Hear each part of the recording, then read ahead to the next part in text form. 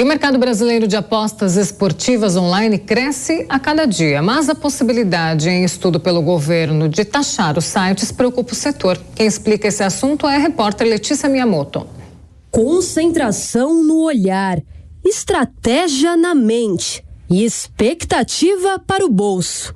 É neste ambiente com várias telas eletrônicas que Dian passa a maior parte do dia. O empresário transformou a prática esportiva em negócio. No mercado há 10 anos, Decatrader, como é conhecido, já contabiliza um lucro de mais de R$500 mil com as apostas.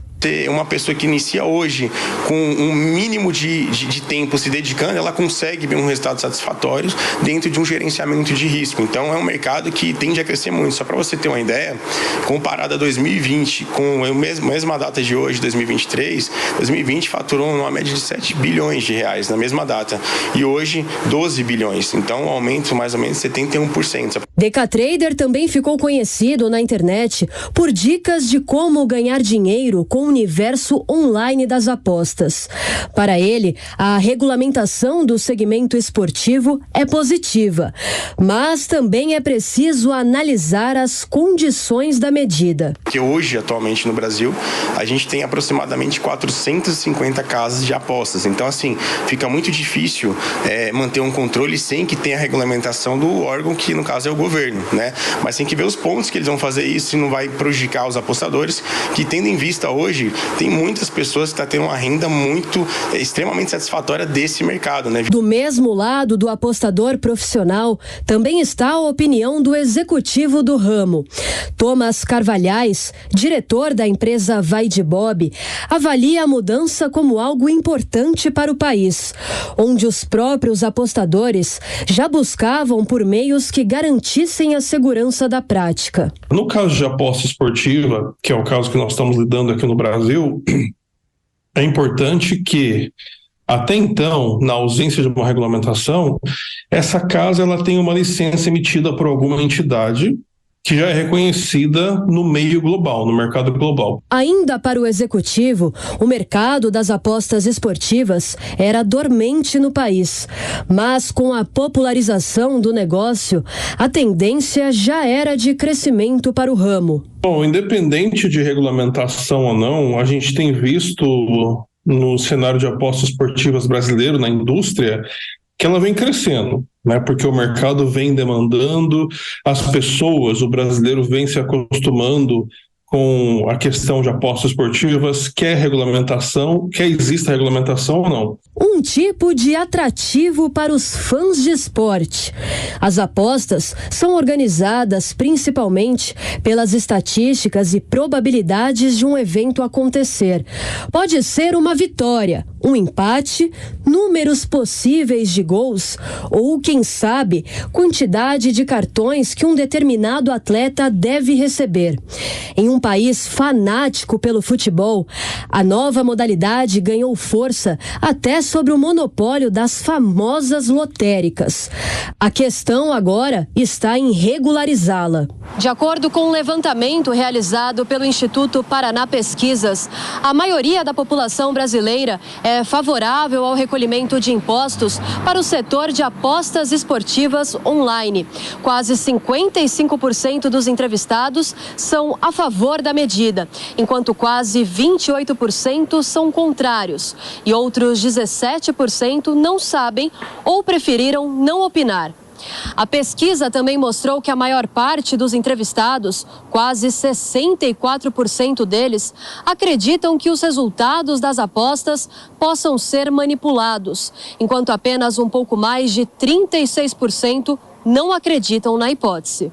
Segundo o especialista em direito dos esportes eletrônicos, Hélio Zwicker, a regulamentação seria capaz de garantir a segurança dos apostadores. O apostador ele não tem uma segurança de dizer, olha, teve ali de fato um resultado combinado, eu fui prejudicado, né? Onde eu vou me socorrer, onde eu vou recorrer, né? Sem essa possibilidade de ter uma legislação, e essa legislação traz uma tranquilidade nesse sentido, a gente teria aqui uma uma segurança maior. O advogado também esclarece que apenas em 2018 as apostas esportivas online foram autorizadas no Brasil e que a lei publicada naquele ano previa a regulamentação da prática em até 2 anos, com possível prorrogação por mais 2 anos.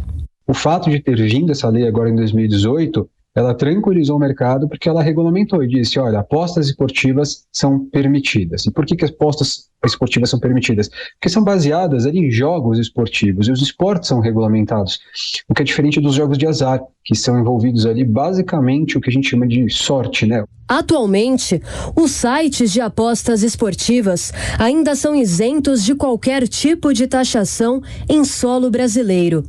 A justificativa do governo federal para analisar o início da cobrança de impostos do setor é para que a perda de arrecadação com o aumento da isenção do imposto de renda seja compensada.